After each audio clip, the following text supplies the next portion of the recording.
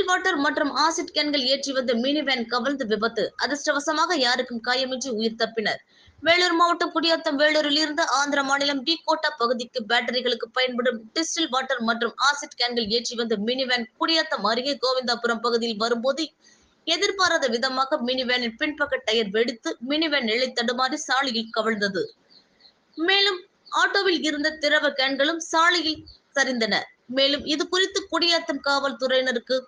குடியாத்தம் தீயணைப்பு துறையினருக்கும் தகவல் தெரிவிக்கப்பட்டு சம்பவ இடத்திற்கு வந்த குடியாத்தம் தீயணைப்பு துறையினர் பாதுகாப்பாக திரவ கேன்களை அப்புறப்படுத்தி மினி வேனை சாலையில் இருந்து மீட்டனர். மேலும் இந்த சம்பவத்தில் அதிர்ஷ்டவசமாக யாருக்கும் காயம் ஏற்படவில்லை.